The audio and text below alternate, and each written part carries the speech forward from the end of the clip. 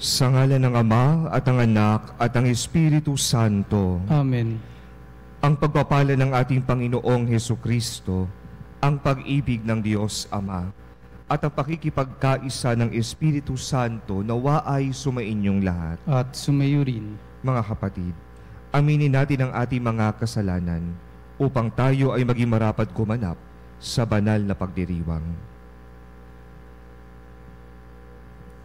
Inaamin ko sa makapangyarihang Diyos at sa inyo mga kapatid, na lubha akong nagkasala sa isip, sa salita, sa gawa, at sa aking pagkukulang. Kaya sinasamo ko sa mahal na Birheng Maria, sa lahat ng mga anghel at mga banal, at sa inyo mga kapatid, na ako'y ipanalangin sa Panginoong ating Diyos. Kaawaan tayo ng makapangyarihang Diyos. Patawarin tayo sa ating mga kasalanan at patnubayan tayo sa buhay na walang hanggan. Amen. Panginoon, kaawaan mo kami. Panginoon, kaawaan mo kami. Kristo, kaawaan mo kami. Kristo, kaawaan mo kami. Panginoon, kaawaan mo kami. Panginoon, kaawaan mo kami. Manalangin tayo. Ama naming makapangyarihan, dinggin mo ang aming mga kahilingan upang sa pagpapahayag ng aming pananampalataya sa anak mong nabuhay mula sa mga patay, ang aming pag-asang manabik sa pagkabuhay ng mga lingkod mo ay tumibay sa pamagitan niya kasama ng Espiritu Santo magpa sa walang hanggan. Amen. Pagbasa mula sa ikalawang aklat ng Makabeyo. Noong mga araw na iyon, nagpalikom si Judas, ang pinuno ng Israel, ng mga kaloob na umabot sa halagang 4 na librang pilak at pinadala sa Jerusalem upang ihandog sa pagtubos sa kasalanan. Ginawa ito ni Judas sapagkat naniniwala siyang sa muling pagkabuhay ng mga patay. Kung hindi, magiging kahangalan lamang ang ipanalangin pa ang mga namatay na. Dahil buo ang kanyang paniniwala na ang lahat ng namamatay na nanatiling sapat ay tatanggap ng dakilang gantimpala. Ginawa niya ang paghahandog na iyon upang ang pagkakasala ng mga namatay na ito ay patawarin. Ang salita ng Diyos. Salamat sa Diyos.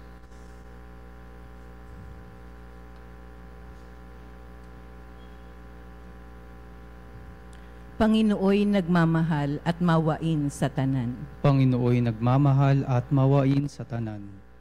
Kay ganda ng kalooban, mahabagin itong Diyos. Kung magalit ay banayad, kung umibig na may lubos. Kung siya ay magparusa, hindi katumbas ng pagsuway, di na tayo sinisingil sa nagawang kasalanan. Panginooy nagmamahal at mawain sa tanan. Kung paano nahahabag ang ama sa anak niya, ganun siya nahahabag sa may takot sa kanya. Alam niya na alabok yaong ating pinagmulan, alam niyang babalik din sa alabok kung mamatay. Panginooy nagmamahal at mawain sa tanan. Ang buhay ng mga tao'y parang damos ang katulad, sa parang ay lumalago na animo ay bulaklak. Kapag ito'y nahanginan, nawawalat ng lalagas, nawawala man din ito at hindi na namamalas.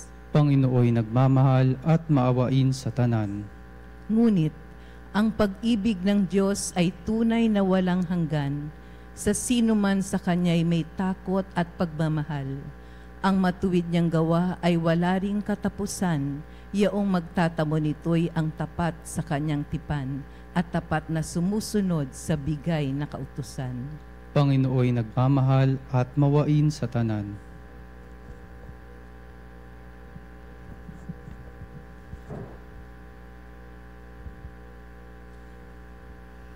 Pagbasa mula sa sulat ni Apostol San Pablo sa mga taga-Roma.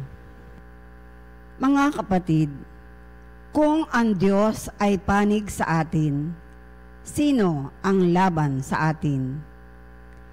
Hindi niya ipinagkait ang sarili niyang anak, kundi ibinigay para sa ating lahat. Kung naipagkaloob niya sa atin ang kanyang anak, hindi ba niya ipagkakaloob sa atin ang lahat ng bagay, kasama ng kanyang anak? Sino ang maghaharap ng sakdal laban sa mga hinirang ng Diyos? Gayong ang Diyos ang nagpapawalang sala sa kanila. Sino nga ang hahatol ng kaparusahan? Si Kristo Jesus bang nasa kanan ng Diyos? Siya pa nga ang namatay at muling binuhay at ngayoy namamagitan sa atin. Sino ang makapaghihiwalay sa atin sa pagmamahal ni Kristo? Ang paghihirap ba? Ang kapighatian? Ang pag-uusig? Ang gutom? Ang kahubaran? Ang panganib? O ang tabak? Hindi. Ang lahat ng ito'y kayang-kaya nating pagtagumpayan sa pamamagitan niya na nagmamahal sa atin. Sapagkat natitiyak kong ang kamatayan, ang buhay, ang mga anghel, ang mga pamunuan, ang mga bagay sa kasalukuyan, ang mga bagay na darating, ang mga kapangyarihan, ang kataasan, ang kalaliman, o ang alinmang nilalang ay hindi makapaghihiwalay sa atin sa pag-ibig ng Diyos. Pag-ibig na ipinadaman niya sa atin sa pamamagitan ni Kristo Jesus na ating Panginoon. Ang salita ng Diyos. Salamat sa Diyos.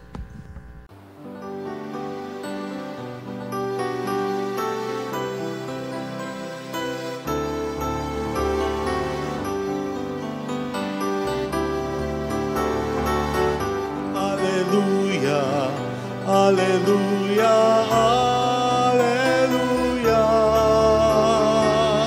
alleluia, alleluia, alleluia, alleluia, alleluia, alleluia, alleluia, alleluia.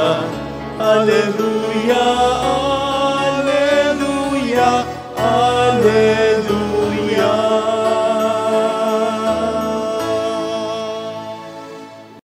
Sumainyo ang Panginoon. At sumayo rin. Ang mabuting balita ng Panginoon ayon kay San Juan. Papuri sa iyo, Panginoon. Noong panahong iyon, sinabi ni Jesus sa kanyang mga alagad, "Huwag kayong mabalisa. Manalig kayo sa Diyos at manalig din kayo sa akin. Sa bahay ng aking Ama ay maraming silid. Kung hindi gayon, sinabi ko na sana sa inyo, at paroroon ako upang ipaghanda ko kayo ng matitirahan. Kapag naroroon na ako at naipaghanda na kayo ng matitirahan, babalik ako at isasama kayo sa kinaroroonan ko, at alam na ninyo ang daan patungo sa pupuntahan ko." Sinabi sa kanya ni Tomas, "Panginoon, hindi po namin alam kung saan kayo pupunta. Paano po namin malalaman ang daan?" Sumagot si Jesus, "Ako ang daan, ang katotohanan at ang buhay. Wala makapupunta sa Ama kundi sa pamagitan ko." Ang mabuting balita ng Panginoon. Pinupuri ka namin, Panginoong Hesukristo.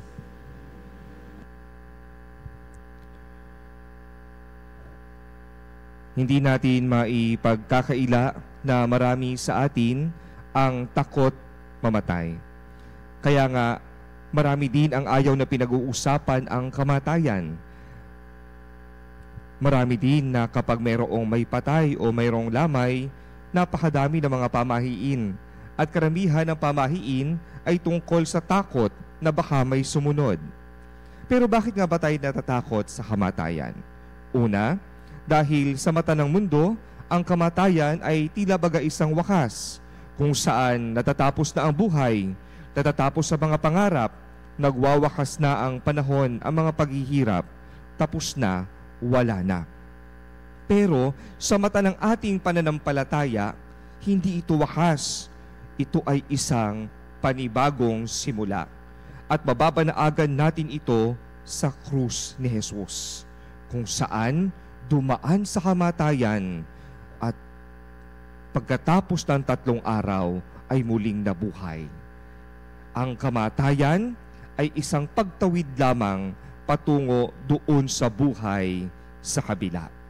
Sa araw na ito, ating inaalala, ating ipinagdarasal ang mga kapatid natin na tumungo na doon sa kabila, na mayapa na at naglakbay na. Ating ipinagdadasal ang ating mga mahal sa buhay, ang ating mga kapanalig, ang ating mga kapatid na nasa purgatorio at doon ay naghahanda, nililinis para makibahagi sa buhay na walang hanggan.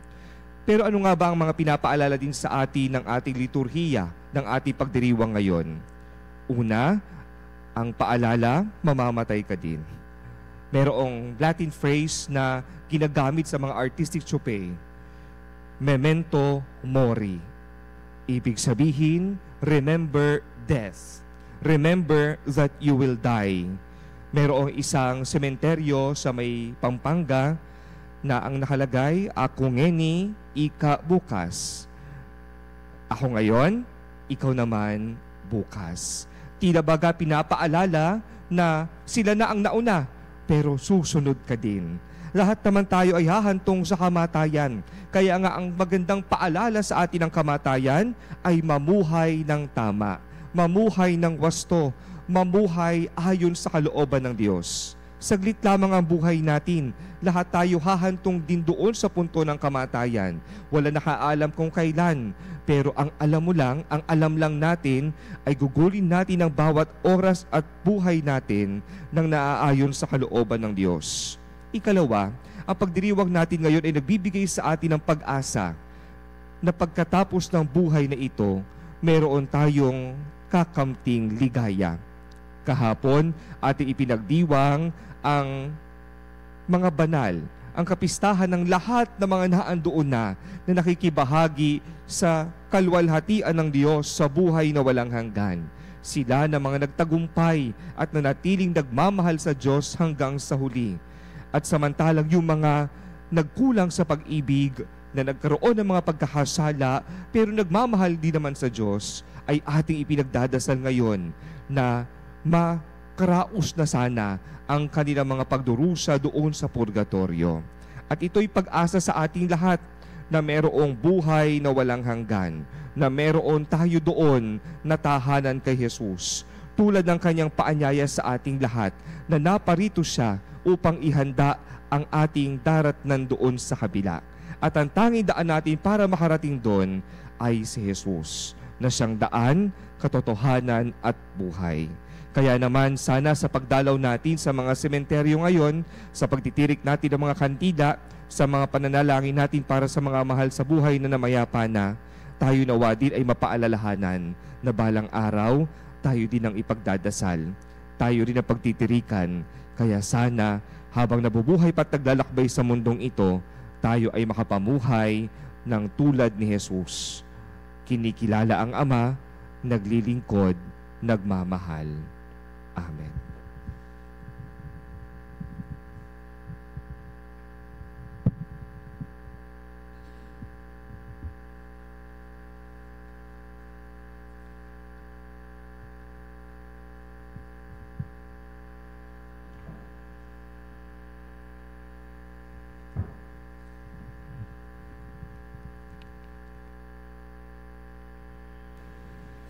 Sumasampalataya tayo sa kasamahan ng mga banal, taglay ang pananampalatayang ito, tulungan natin ng ating mga panalangin ng lahat ng mga namayapa na, lalo na ang mga nangangailangan ng mga ito.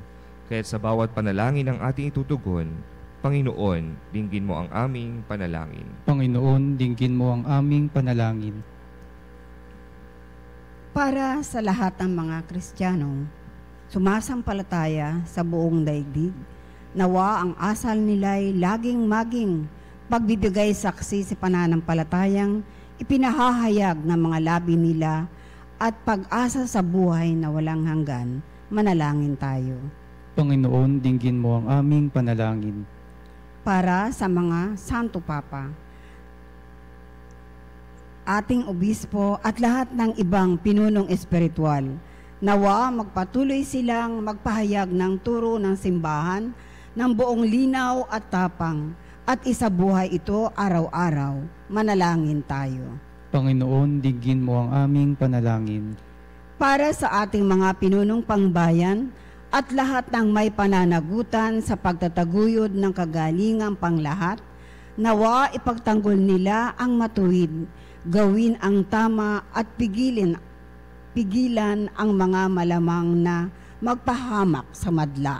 Manalangin tayo. Panginoon, dinggin mo ang aming panalangin. Para sa mga doktor, nurse at mga taong nag-aalaga sa may malulubhang karamdaman, nawa tumupad sila ng kanilang mga tungkulin na may paggalang sa kabanalan ng tao at pasiglahin nila ang kanilang mga pasyente sa pag-asa sa kaligayahang walang hanggan. Manalangin tayo. Panginoon, dinggin mo ang aming panalangin. Para sa mga nalalapit sa dulo ng kanilang buhay, nawa maluwag silang makapaghanda para sa kanilang pakikipagtagpo sa Panginoon nang malayo sa mga bagay na makamundo at lubos na nagtitiwala sa awa ng Diyos. Manalangin tayo. Panginoon, dinggin mo ang aming panalangin. Para sa ating pamayanang bumugunita sa ating mahal na yumao, nawa puspusin ang pagmamahal ang ating pag-alala sa kanila at maipahayag ito sa taimtim na pagdasal at paggawa ng mabuti. Manalangin tayo. Panginoon, dinggin mo ang aming panalangin.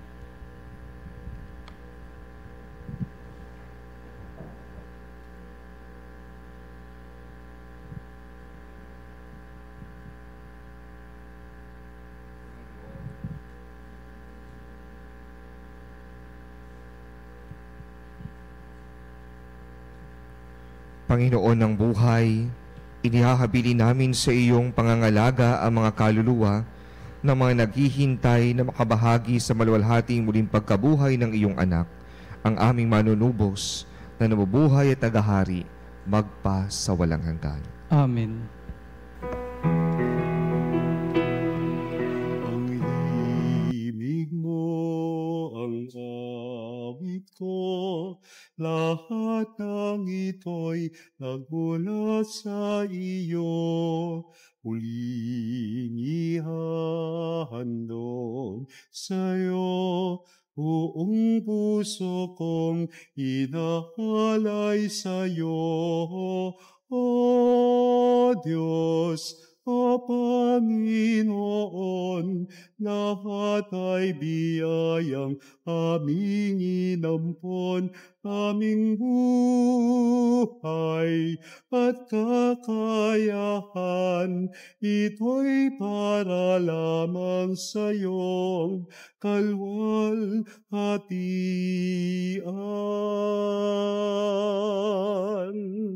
Ito'y para lamang sa iyong kalwalhatian.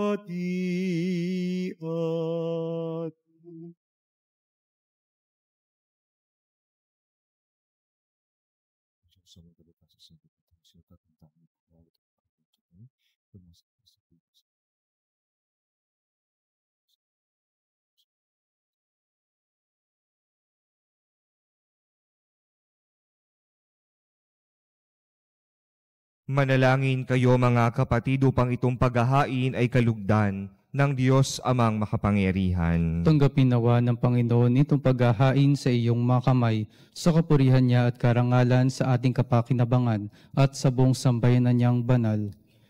Ama naming lumikha, ang aming mga alay ay iyong kalugdan upang ang mga pumanaw ay maiakyat sa kalwalhatian sa piling ng iyong anak. Nakaugnay namin ngayon dahil sa kanyang pakikisamang matapat bilang tagapamagitan kasama ng Espiritu Santo magpa sa walang hanggan. Amen. Sumainyo ang Panginoon. At sumayo rin. Itaas sa Diyos ang inyong puso at diwa. Itinaas na namin sa Panginoon. Pasalamatan natin ang Panginoong ating Diyos. Marapat na siya ay pasalamatan. Ama naming makapangyarihan, tunay ngang marapat na ikaw ay aming pasalamatan sa pamagitan ni Jesucristo na aming Panginoon. Ipinasya niya ang kusang mamatay upang sa sandali ng aming pagpanaw, sino man sa amin ay huwag mawalay sa iyong pagkupkop at pagmamahal. Kaya kaisa ng mga anghel na nagsisiawit ng papuri sa iyo nang walang humpay sa kalangitan, kami nagbubunyi sa iyong kadakilaan.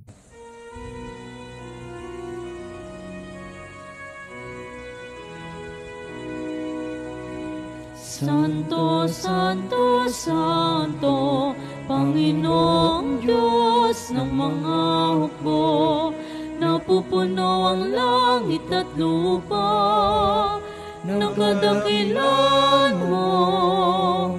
Hosana, Hosana sa kaitaasan, pinagpalang na paririto sa ngalan ng Panginoon. Hosana, Hosana sa kaitaasan.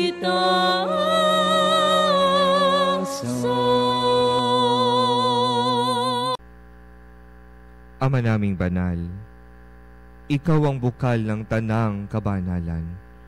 Kaya't sa pamagitan ng iyong Espiritu, gawin mong banal ang mga kaloob na ito upang para sa amin ay maging katawan at dugo ng aming Panginoong Hesukristo. Bago niya pinagtiisa ang kusang loob na maging handog, hinawakan niya ang tinapay, pinasalamatan kanya, pinaghati-hati niya iyon, iniabot sa kanyang mga alagad at sinabi, "Tanggapin ninyong lahat ito at kanin. Ito ang aking katawan na ihahandog para sa inyo."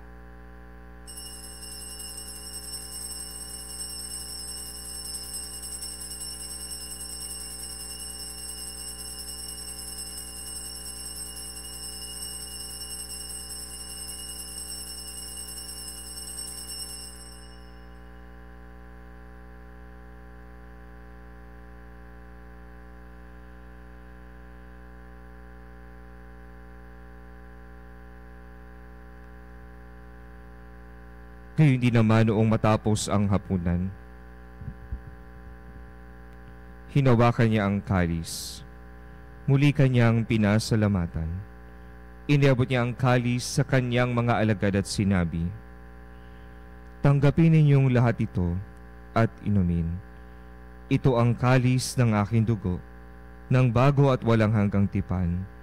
Ang aking dugo na ibubuhos para sa inyo at para sa lahat, sa ikapagpapatawad ng mga kasalanan. Gawin ninyo ito sa pag-alaala sa akin."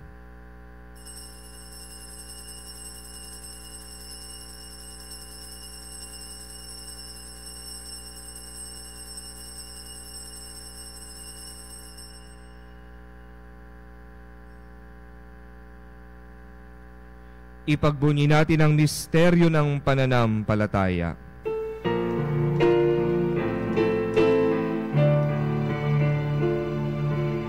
Ang kamatayan mo, Panginoon, aming ipinahayag. Ang muli mong pagkabuhay ay pinagdiriwang hanggang sa iyong pagbabalik. Hanggang sa iyong pagbabalik.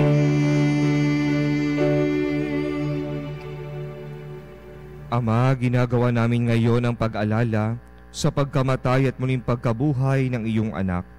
Kaya't iniaalay namin sa iyo ang tinapay na nagbibigay buhay at ang kalis na nagkakaloob ng kaligtasan. Kami nagpapasalamat dahil kami ay iyong minarapat na tumayo sa harap mo para maglingkod sa iyo. Isinasamo namin na kami magsasalo-salo sa katawan at dugo ni Kristo ay mabuklod sa pagkakaisa sa pamamagitan ng Espiritu Santo. Ama, lingapin mo ang iyong simbahan na laganap sa buong daigdig. Puspusin mo kami sa pag-ibig, kaisa o na aming Papa, at ni Onesto na aming tagapangasiwa at ng tanang kaparian. Alalahanin mo rin ang mga kapatid naming nahimlay nang may pag-asa na sila'y muling mabubuhay, gayon din ang lahat ng mga pumanaw. Kaawaan mo sila at patuloyin sa iyong kaliwanagan. Kaawaan mo at pagindapating kaming lahat na makasalo sa iyong buhay na walang wakas. Kaisa ng mahal na Birheng Maria na ina ng Diyos, ng kabiyak ng puso niyang si San Jose, kaisa ng mga apostol at ng lahat ng mga banal na namuhay dito sa daigdig ng kalugod-lugod sa iyo, maipagdiwang nawa namin ang pagpupuri sa ikararangal mo sa pamagitan ng iyong anak na aming Panginoong Hesu Kristo. Sa pamagitan ni Kristo, kasama niya at sa Kanya, ang lahat ng parangal at papuri ay sa iyo, Diyos amang makapangyarihan, kasama ng Espiritu Santo, magpa sa walang hanggan.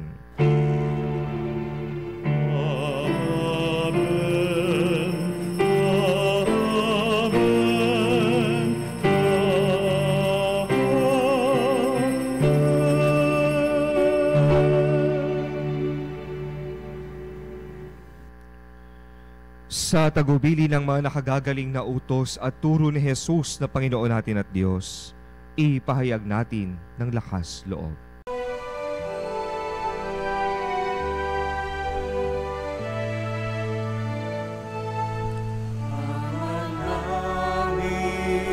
Sumasalangit ka, sambahin ang ngalan mo. Mapasa amin ang kaharian mo, sundin ang loob mo. Dito sa lupa para ng sa langit, bigyan mo po kami ngayon ng aming kakanin sa araw-araw at paglawarin mo kami sa aming mga sala para na pagpapatawad namin sa nagkakasala sa amin. At huwag mo kaming ipahintulot sa gusto, at iadya mo kami sa lahat ng masama. Hinihiling namin kami adya sa lahat ng masama, pagkalooban ng kapayapaan araw-araw, iligtas sa kasalanan at ilayo sa lahat ng kapahamakan. Samantalang aming pinananabikan ang dakilang araw ng pagpapahayag ng tagapagligtas naming si Hesu Kristo. Sapagkat iyo ang kaharian at ang kapangyarihan at ang kapurihan, magpakailanman. Amen. Panginoong Hesu Kristo, sinabi mo sa iyo mga apostol, kapayapaan ang iniiwan ko sa inyo, ang aking kapayapaan ang ibinibigay ko sa inyo. Tunghayan niyo po ang aming pananampalataya at huwag ang aming mga pagkakasala. Pagkalooban mo kami ng kapayapaan at pagkakaisa ayon sa iyong kalooban, kasama ng Espiritu Santo, magpa sa walang hanggan. Amen. Ang kapayapaan ng Panginoon ay laging sumainyo. At sumayo rin. Magbigayan po kayo ng kapayapaan sa isa't isa. Kordero ng Diyos na nag-aalis ng mga kasalanan ng sanlibutan, maawa ka sa amin. Kordero ng Diyos na nag-aalis ng mga kasalanan ng sanlibutan, maawa ka sa amin. Kordero ng Diyos na nag-aalis ng mga kasalanan ng sanlibutan, ipagkaloob sa amin ang kapayapaan. Ito ang kordero ng Diyos.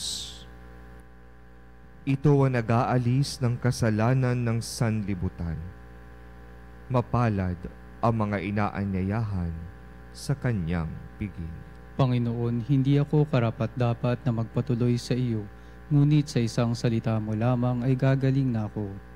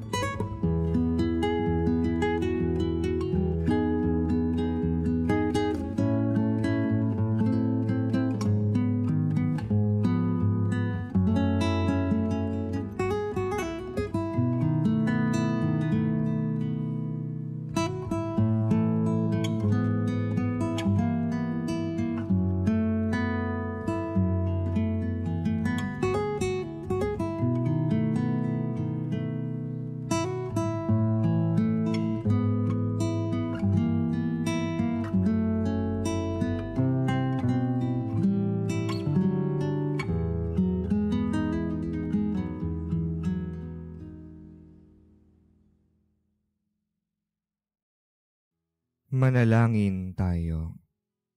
Ama naming mapagmahal, alang-alang sa paginabang sa paghaing ipinagdiriwang, dagdagan mo ang iyong pagmamagandang loob sa mga lingkod mong pumanaw at ang mga pinagkaloob mo ng buhay noong sila ay binyagan, ay bigyan mo ng kaganapan ng walang maliw na kaligayahan sa pamagitan ni Jesucristo kasama ng Espiritu Santo, magpa sa walang hanggan. Amen.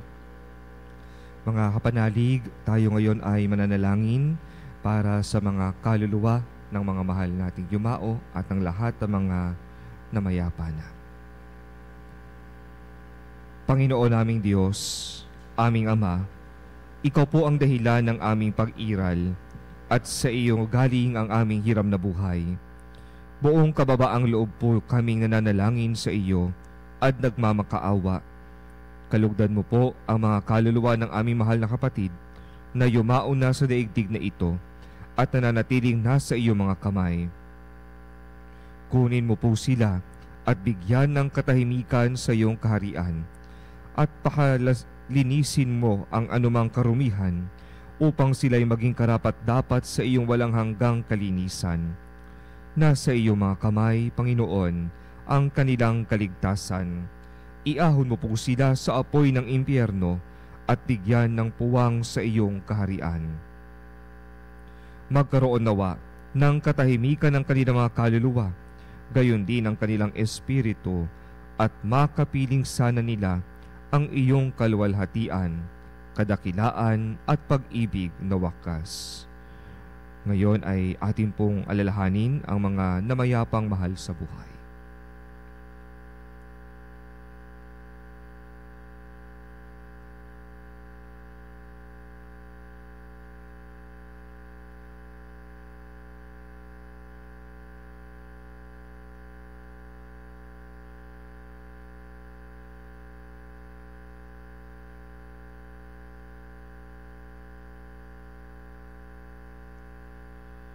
Hinihiling po namin ito sa pamagitan ni Kristo, kasama ng paghahandili ng mahal na inang si Maria at ni San Jose, na patron ng mga mapayapang namatay.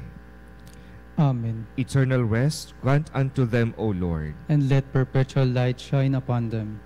May they rest in peace. Amen.